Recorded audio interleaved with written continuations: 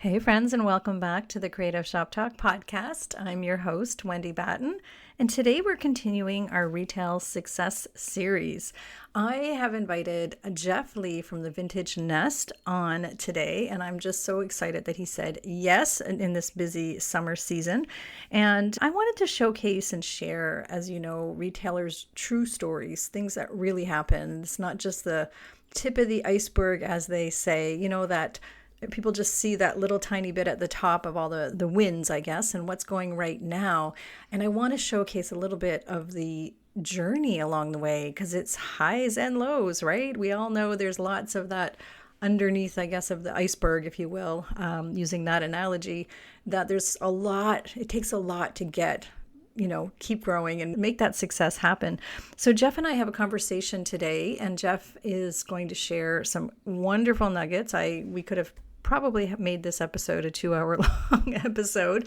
We had a lot to talk about. Jeff is a member of my Level Up mastermind group and has been a member of my Retailers Inner Circle since its inception. Actually, Jeff was one of the founding members of the Retailers Inner Circle way back in 2018. So I'm super proud of the work he's done, watching him grow and thrive.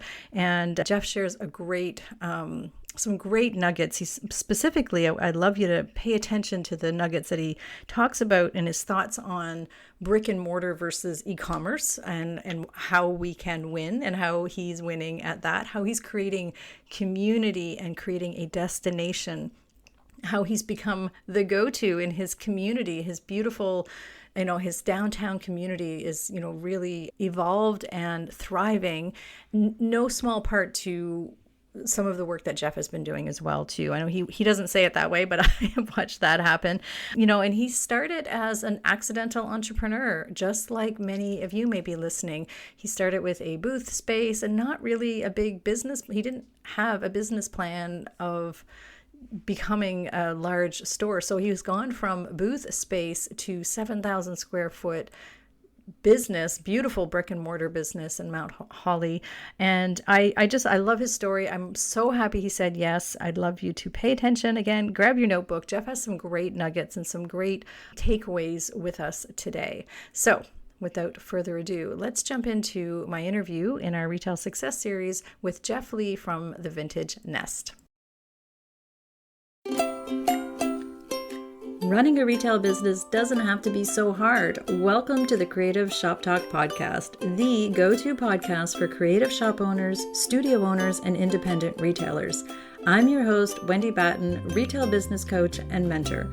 Each week, I'll share simple, proven business strategies, inspiring stories from fellow retailers, and advice from industry experts. Together, we're going to work to find the success you want from your retail business with more profits in your till and a little more joy in your life.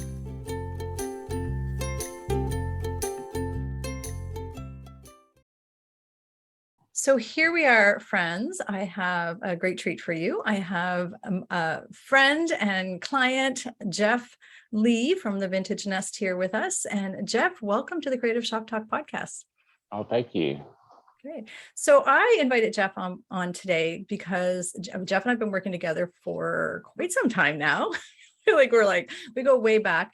And Jeff has an incredible story that I think would be really helpful for other people. Part of our retail success series that we talk through, and I invite retailers on, is to help share the journey, the ups and the downs, the good, the bad, the ugly, the fun, the not so fun.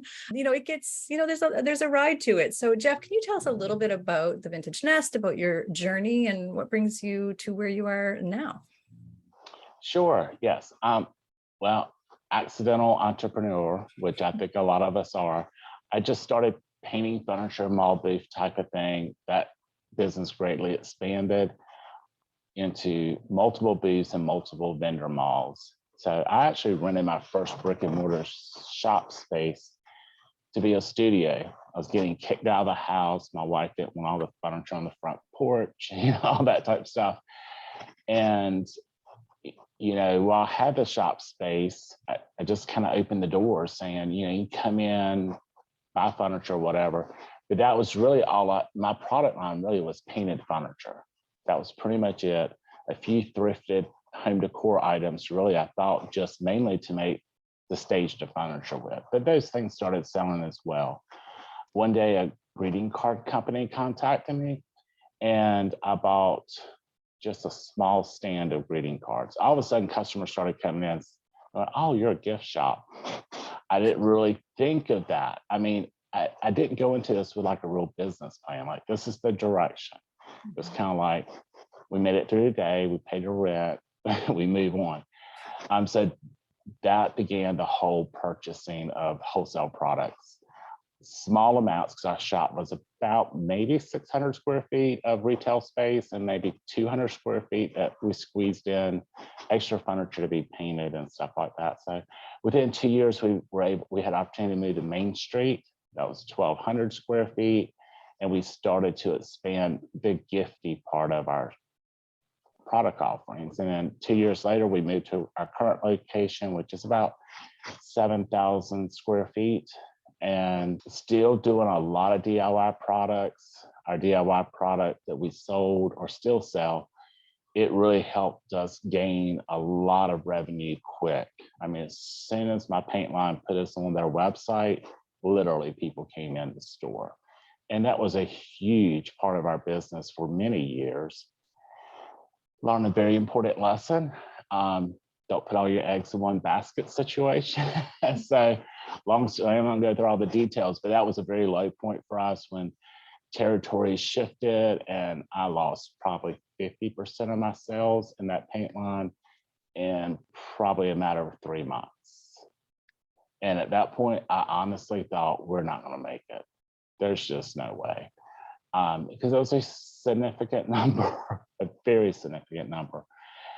So thankfully I had a group, that supported me and helped me, see the possibilities of what I could do. So we started the product shift probably seriously about late 17, 18.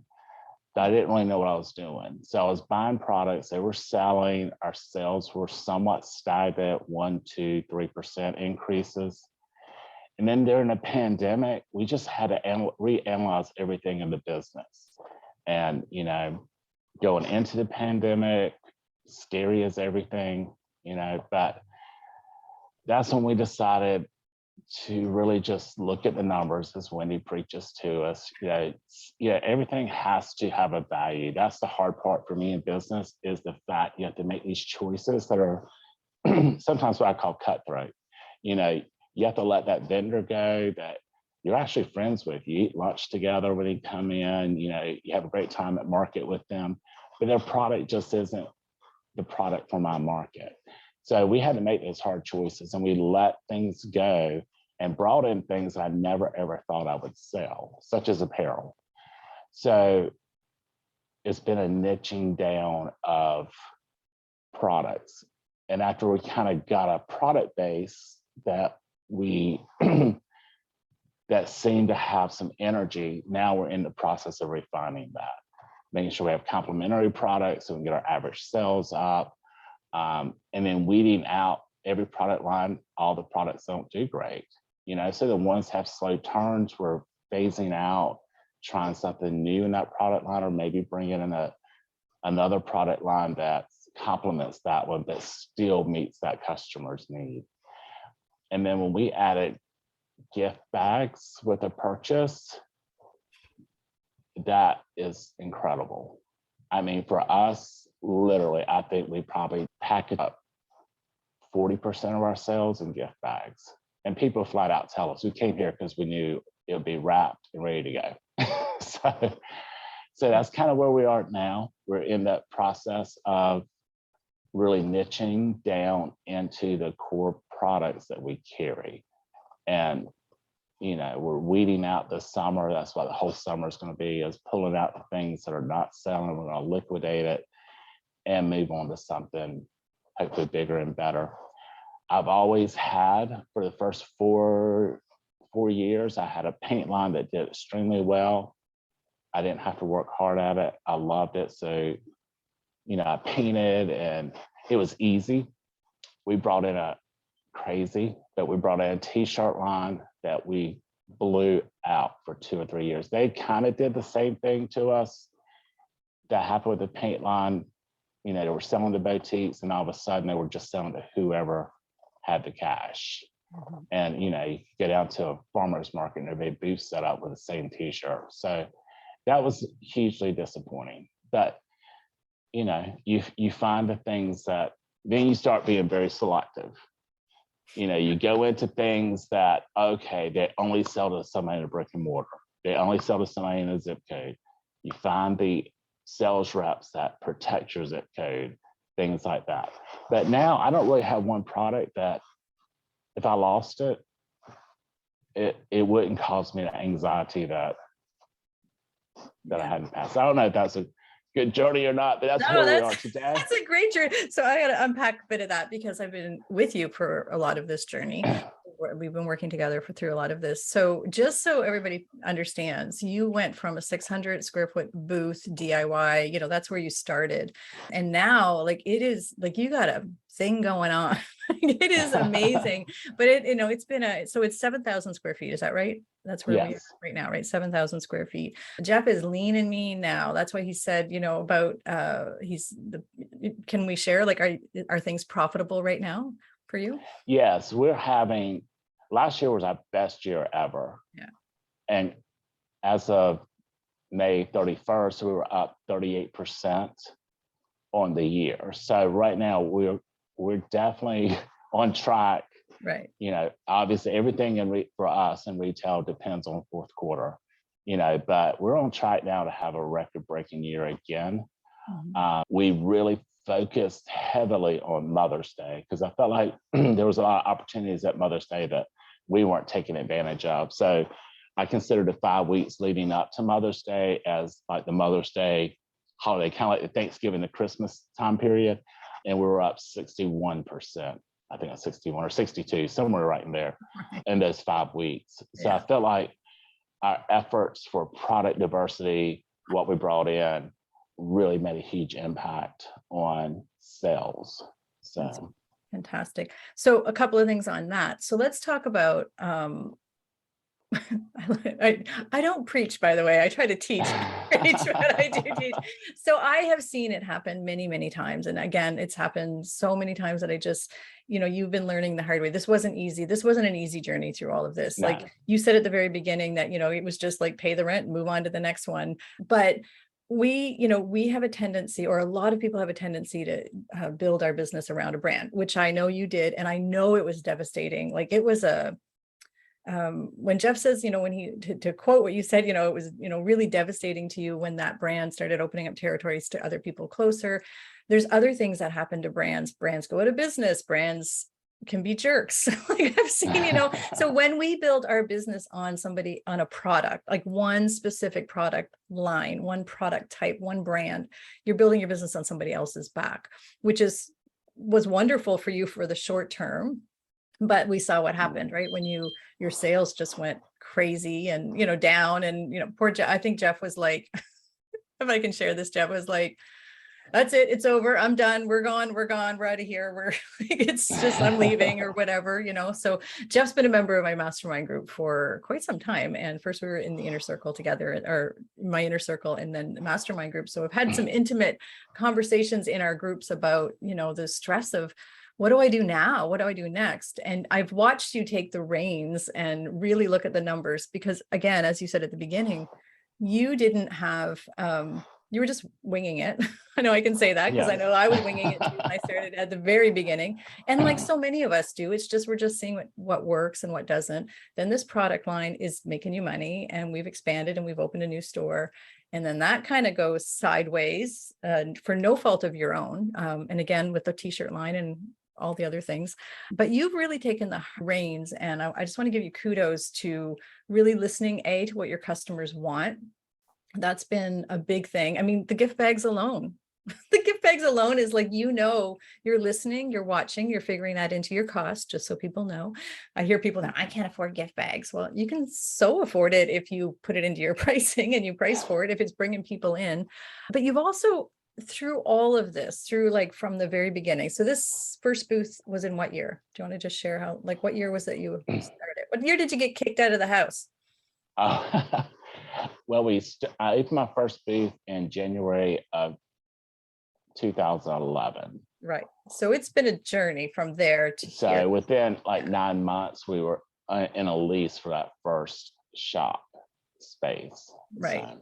I started the same way, by the way, just a side note. I got kicked out of the house too. Front Porch Mercantile started as like I needed space to paint and create and do. And then people just started coming in and asking to buy the stuff, like the paint I was using. So like it was totally organic, totally, totally accidental retail entrepreneur as well too. So I always laugh because I know we have that in common as well too. But we've gone from 600 square feet to 7,000. We've done it since 2011 till 2022.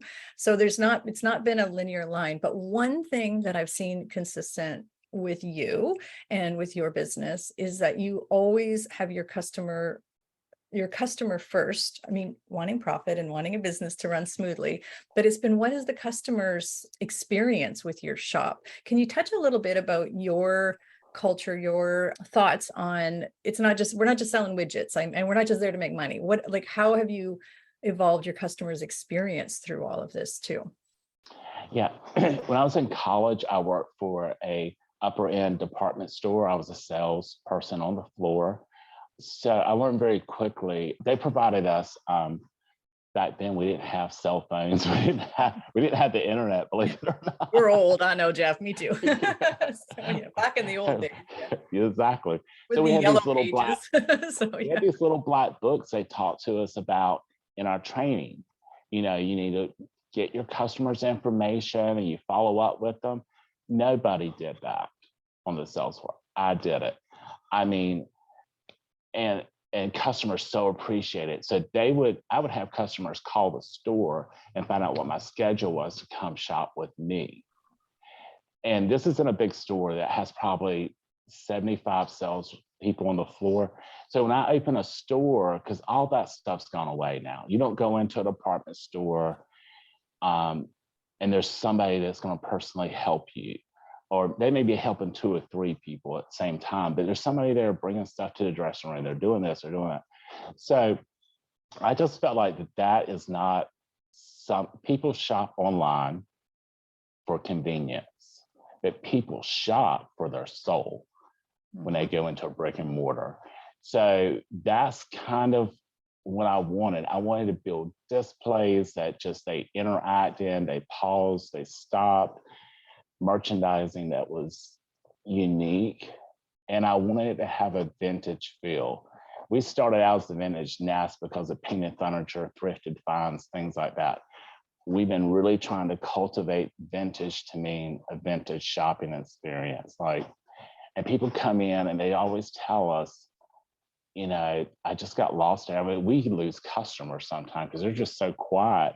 We've talked to them and all that. You forget they're in here 45 minutes later, they show up at the cash register. You're like, this is just amazing. And that's what not every customer, but we do connect with a lot of customers in that way. So for me, it is the smell, the lighting, which we're in an old movie theater. So the lighting's always slightly on the dim side, but I think it works to our advantage. It's not like going into super center where everything is just super bright, I guess, for the security cameras. I don't know. But, from the layout, I had a local SBA kind of coach person that was helping me for a while. And he was like, you need to have butt room. Your customer base is women. They're going to have a bag. They're going to have this. You can't have these tight spaces. So we work really hard.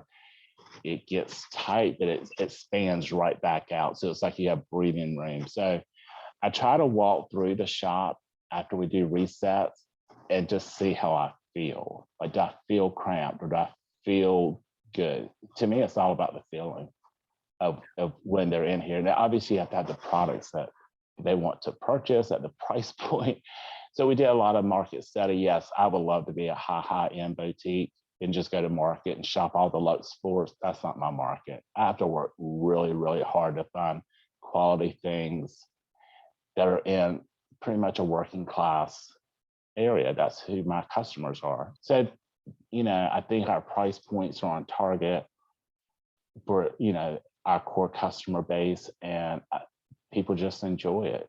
We've gotten hair salon customers who come in, they plan their hair appointment and they plan an hour to be in our store. And I just take it as a high compliment.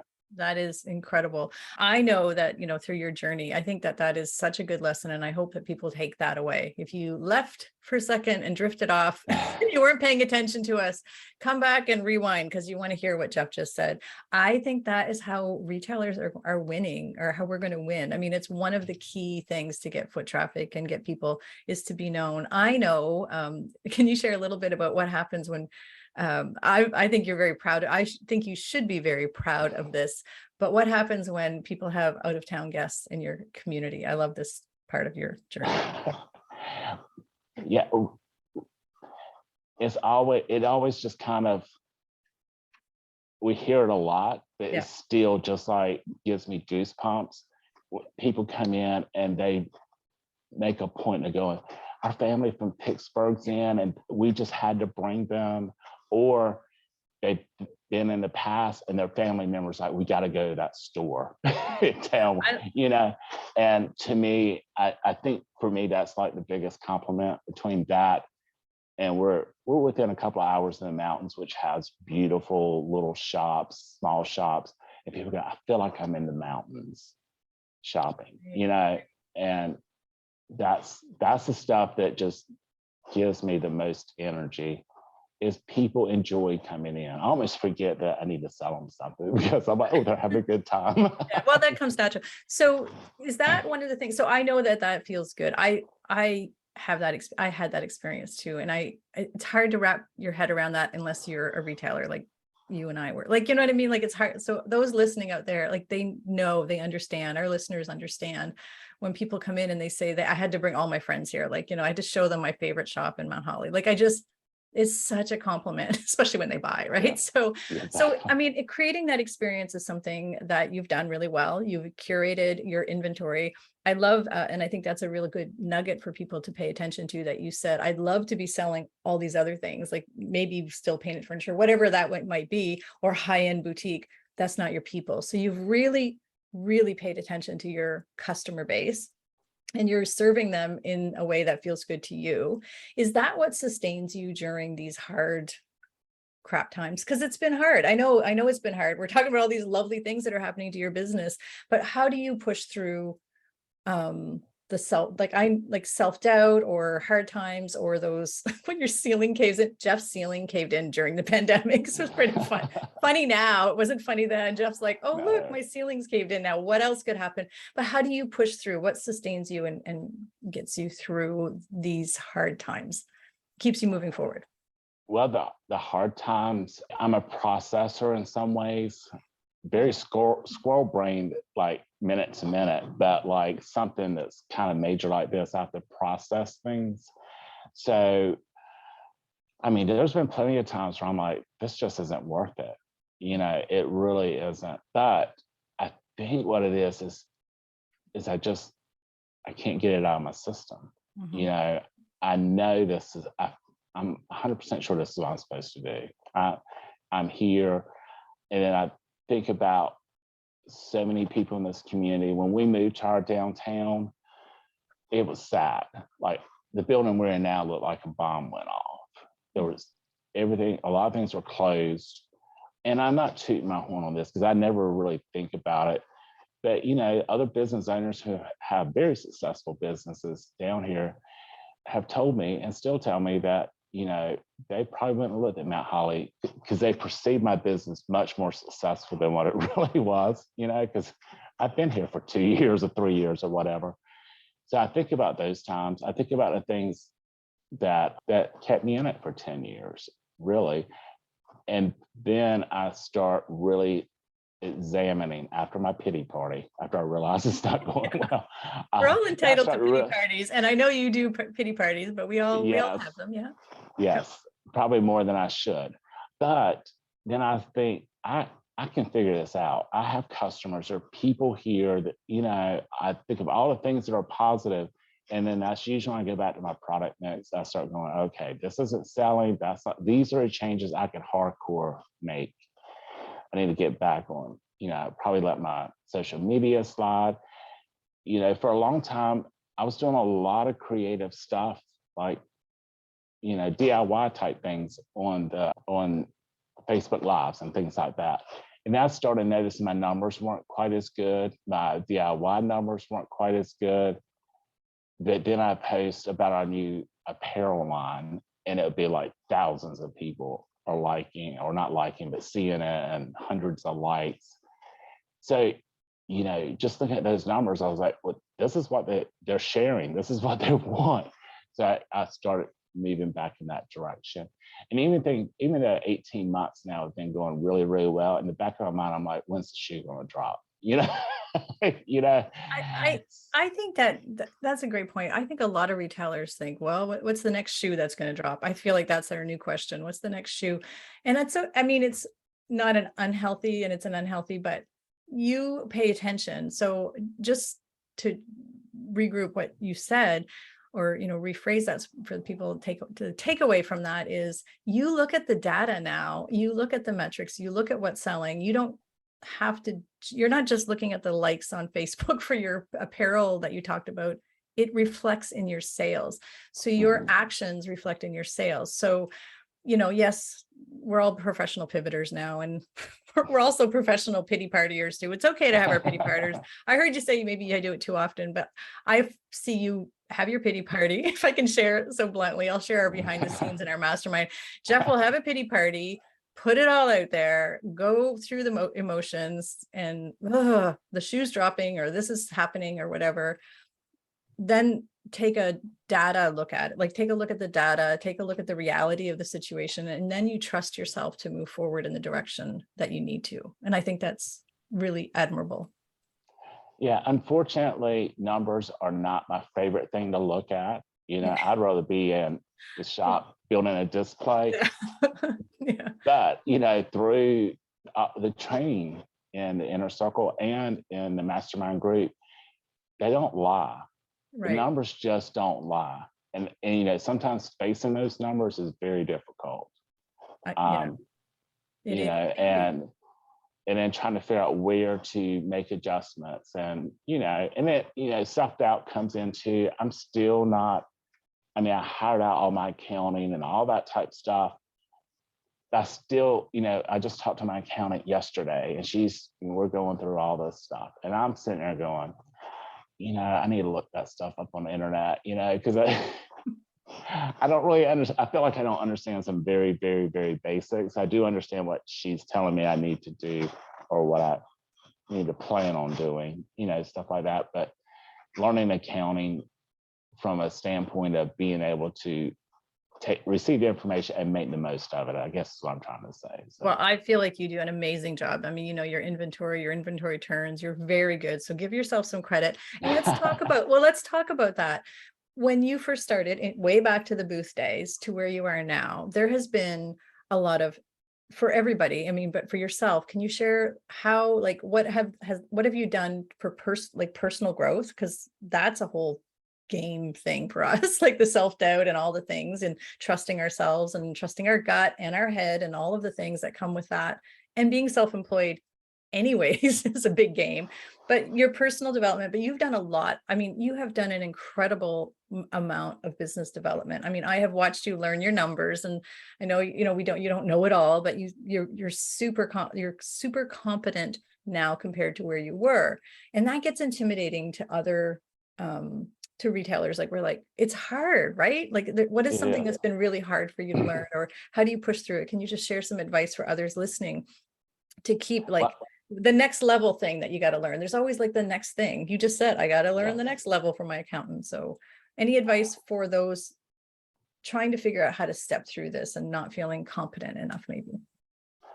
Well, to be honest with you, until I really got into the mastermind group, I'd probably already been in business 4 or 5 years at that point. My accounting was terrible, and all the numbers. So for me, that was the first big hurdle. I don't really know how you can really run a successful retail business and not know your margins well, not know the turn rates, the cost of goods and all that kind of stuff, and making sure that you're like we have a loyalty program, the bags, all that stuff is built in to Right. our markup. You know, if you want that experience, you have to pay for it. I'm not paying for it because I can't afford to. Well, So, for me, I'm a slow learner, very slow. I mean, I'm like, man, I should have already, when we went to our first conference in Orlando, I still have a list of things, a small list now that I haven't accomplished, and that's been pre-COVID, and I do beat myself up. Why haven't I done this, or why haven't I done that? But can I just interject? We've been dealing with the yes. pandemic, so stop it. No. I mean, we put those lists together thinking there was no, who would have thought that would be, so at that conference, we put all that stuff together, but hello, there was a worldwide pandemic that hit that you thrived through, just FYI. But anyway, carry on. Yeah. But I think the biggest thing for me, I'm learning, and I'm taking, we're going to the next level, and that's a whole nother ball of wax. So you just have to give yourself some grace. That's why I had to, I need to learn these two little small things, because I can't figure this out. I can't figure out the next thing. So that's kind of what I've been working on. For me, it was making sure I had the margins is really what I've been working on. And I have raised my margins. I wanted to go up 10% from where I was. I'm about right around 8% now. So I still have a little bit of work to get there, but it's better than being where I was. Eight percentage points actually makes a big difference in your bank account, just by the way. That's huge, right? 1% makes a difference. So I think retailers, they want to, so they're listening to you talk about the experience that you're giving and the knowing your customer and understanding the inventory and all that kind of, all that beautiful stuff, all that merchandising that you do, all space planning. And I mean, a lot of us love that. That part is like the fun part. It's still challenging, but it's fun. It's more of the creative side. It's more of the interesting stuff. But we can't have one without the other, right? And I've seen that, like, you wouldn't be able to know what it is that you can carry at the right price point for the right people if you weren't paying attention to those margins. I think you would be, I don't think any of us would be in business as long as you've been in business, as thriving as well. I mean, we're seeing paychecks now, like that we weren't seeing, we're seeing profit that we weren't seeing when we're just winging it, right? Because we are paying attention to those numbers. And it's a learned thing for all of us. We're all learning. New level, new devil, right? There's all new problems. Exactly. There's new things to learn. There's new things. And it's been, it's been a joy watching you learn new things, even through the pity parties, Jeff. So it's okay. So no, but it's been a joy. It's very inspiring to see that you are providing what your town needs. I'm a big believer that our communities need us for those nostalgic things you're talking about, for those moments of, I mean, good gosh, you just said people shop for their soul. That's why they shop. That is like brilliant. People need that. If we're not paying attention to our numbers and we're not paying attention to the inventory, we're not paying attention, if we're building on somebody else's brand, all of these things you've been sharing with us, we're not there to provide that. And then it's a world of Walmarts, right? So, right. Yeah. I really admire all the work that you've done. Can we just touch a little bit, one more, I know, trying to honor your time. I could talk to you forever about this.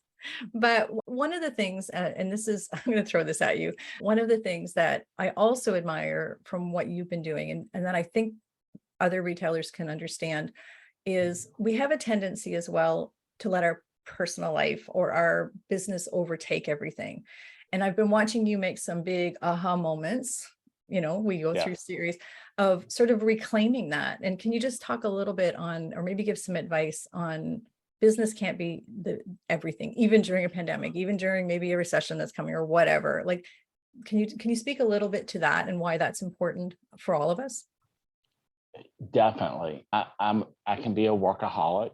Yeah. I only live 8 minutes from the shop. Mm-hmm. Well, right now I don't, but but there's I'm seeing some big things coming, down the pipe, where our house is under reno, which is taking a lot of time away from the store. I have a grandbaby coming. I have a wedding coming up for one of my daughters. And, I'm sitting here looking at the way I run my business currently. I'm not going to be able to enjoy all these things to the maximum. So, and that brings me to the new devil. which is being a manager type of manager role, like getting this work that I do, and at one time it was just one person. It's easy to manage that, have a fantastic person. But now we've added 3 more staff members, getting 3 more people that, it's a job. And that's what I have to realize. It's a job for them. They love the store, but they're not invested in it. Now, my first person, she's very invested. She wants to be a co-owner type of, that's how she treats her job. So managing people is huge, but that's the only way, one, I'm going to grow the store, and I'm going to be able to have the time that I need to be away from the store. Because I have let the store impact my health. I've let the store impact my schedule. Like, oh, we can't go on that trip because of the store. And that stuff you have to get to a point. I mean, there's that grinded out time in business, and you shouldn't feel bad about that time, because there's just a time when, if you're bootstrapping like I did, there's times you have to grind it out, but there has to be an end in sight. And that's where I did not have an end in sight. So now I walk every morning instead of coming in at 7. I walk. I'm scheduling time off for me, not as much as I need to, but I've taken those small steps. It's kind of like accounting. I'm working on these 2 things, but I'm working on these 2 or 3 things now. But to enjoy life and to be the person you need to be when the store's open, you have to have time to do the things you love, whether it's a hobby that I'm bad about everything I make for enjoyment. I try to turn into money. Yeah, so I've been trying to back off of that, and do the things I love for me, or for gifts, but not to bring to the store to sell and sit for an hour trying to figure out how to monetize this, monetize that. Yeah, no, I that's such a classic shop owner's mindset. It's like, how can I monetize this time and this thing I'm doing right now? So, exactly. And I'm now to the point I don't feel guilty about not being at the shop. And that was hard for me. That's a big one. Sorry, I just hit my microphone because I'm so excited, because that has been a big shift for you. I'm very proud of you. And it is all about a mindset. And I don't really know. I've always just had to work hard all my life, just to get through college. I worked full time and went to school full time and enjoyed the experience. I don't know how I made it through those years. But that's not the way it has to be. I mean, these businesses are, you can do something you love, but you can do it too much. And that's the part I'm in now, is balancing that life schedule better, the importance of it. I'm much happier now coming in here, working only maybe 9 hours in a day, taking every Sunday off. Mm-hmm. Lately, I've been taking every Monday off because the store's closed. But I'm more productive. Sometimes I would get in a situation where I think the more I worked, the better it's going to be. But my productivity started to decrease so greatly that I was here, but really 50% here, mentally. Well, you're so stressed out at that point, and you're tired and cranky and it gets resentful. I mean, we've all gone through periods of resentment of our business. Hustle and grind is not the way to grow a business. I do love that you put that little caveat on there, that there's times where we have to hustle and grind when we're bootstrapping at the beginning, but you can't go to that next level. Right. And you're definitely an example of that. We cannot grow and thrive in hustle and grind mode 24/7. Like, we just can't. We can't be thinking about our business all the time. We need that white space. If anything, we need to make sure we stay healthy. I mean, I teach a lot. I try not to preach, but I teach a lot about the golden egg. And I know that we've had these conversations.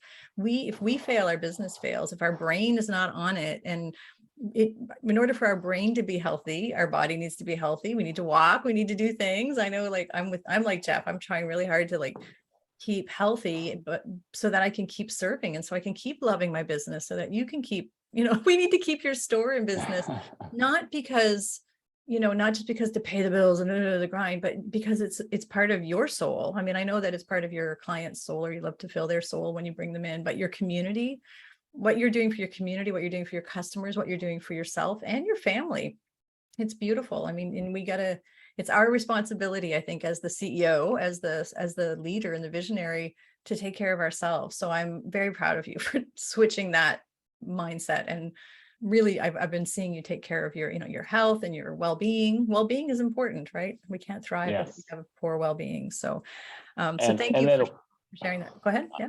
I just want to say one other thing. Yeah. And and you're always reminding us that we need staff. I mean, obviously it has to make sense in the numbers. And I always had a very difficult time turning things over to staff. But I can't remember, I'm sure it was you or maybe somebody on one of the teachings was talking about a team always beats a solo. Yeah. Something Every to time. that effect. Yeah. Every time. And I keep putting that. And and I'm crazy because I only get like a phrase of something. Like I can listen to something for an hour. I got that phrase. I can't even tell you what we're talking about. But that just runs through my mind. I'm like, I can't, I have maxed out a while ago what I can do. Right. So the new devil is the mindset of, yes, I can train people to do it the Vintage Nest way. I can trust them, and I can take time away from customer service because I love that part. Yeah. And it's trusting ourselves that we can train other people. So yes, you're right. A team, you cannot grow. There's no, and I'm laughing because I do remember when you pulled that out, I was like, we had a whole meeting about this and Jeff came out with one line. It's like, but that's okay. As long as it's been making you take action to things. But, basically that takeaway and we'll leave that with our listeners. The takeaway is, you cannot grow by yourself. Like, it's just, you can't. It's like nobody lives in a silo. You need people around you even your other staff members to help you with ideas in your shop. It's very arrogant of us to think we can do it all by ourselves, right? It is really arrogant. And when we think of it that way, I always get kind of like, whatever, but it's true, right? So in order for us to grow and thrive, there has to be other people. So we can't go alone. So you're right. That's a really great way to wrap up. What's next for Jeff and the Vintage Nest? Anything you want to share? Anything exciting happening? I'm throwing this at you, but anything exciting? What are you looking forward to? Well, we're already starting to prepare for Christmas. So we're looking forward to having a very large fourth quarter. And I know all the economic indicators aren't really putting fairy dust on the fourth quarter at this current point in time. But I do feel like we're going to be over the top prepared. I think it's going to be the shop experience I've always wanted for the holidays and just could never achieve. So we're starting now. We're already resetting the floor, not with holiday items, but already getting the things in place that it's not going to be, oh, we got to move the whole floor. We got to do this, we got to do that. So that's our next big thing. I mean, summer's quiet for us. So we'll be working on trying to get our what's so crazy about the growth is our social media has probably been the least it's been ever. Mainly because I've been so tied up on the house. Yeah, but you've done so much long tail, like reputation building. Let's just throw that out there. There's another teaching point here for everybody. You have the reputation you've been building. So what that you're not on social media every day? I know that eats you. It's like Jeff, it's like obsesses with the fact he's like, I should be on social media more. And I'm like, are customers coming in and buying things? And are you having like really profitable days? Well, yes. Okay, well, you're reaping the rewards of all those years of social media. So it's okay. So here's your permission slip to just, be okay. I mean, yes, you want to keep it active, but it's not the be all. And we could do a whole other podcast, I guess, about that. But you're building this long tail reputation. You're doing the things internally in the store. You're teaching your staff the culture of your business and how you do business.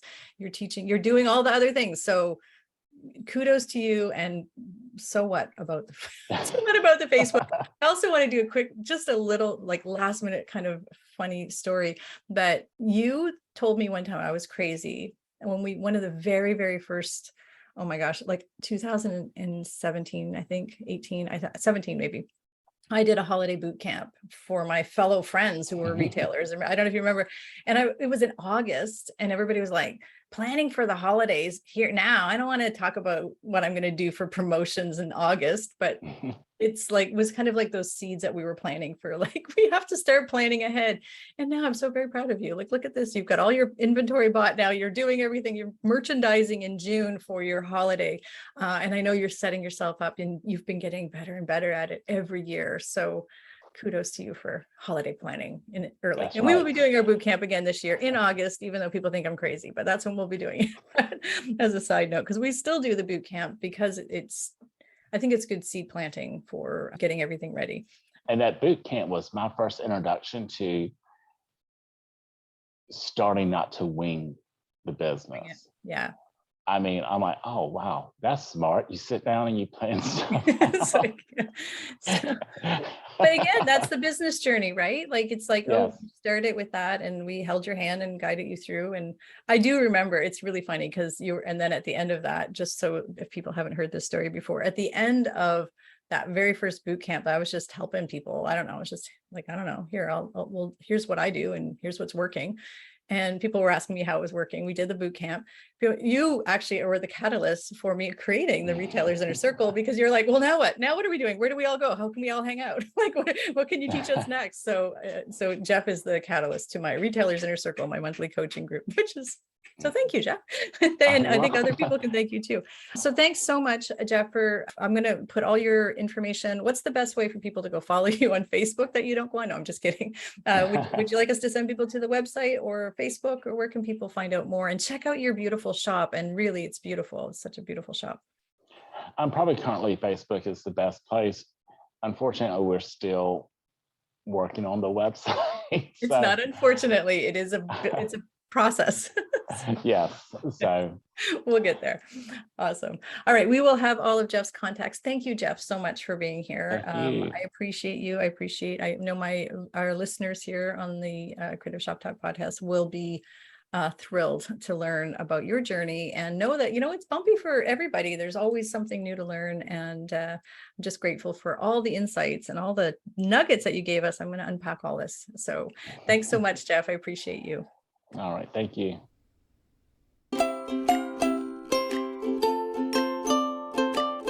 Well, that's it for this week's episode of the Creative Shop Talk podcast. I'm so glad that you were here to join us this week, and I hope you found value in what we're sharing here. I want to remind you that our website has all of the show notes. You can find it at wendybatten.com/podcast. Everything that you need to hear about today's podcast is there. Also an opportunity if you need to reach out to me. If I can support you in any way whatsoever, please feel free to reach out. Make sure you join our Rockstar Creatives Facebook group. We will continue the conversation over there weekly. So thanks for joining us. Please leave a review, subscribe if you can, and never miss an episode. We hope to see you back here again next week. Thanks, my friend. Have a great week.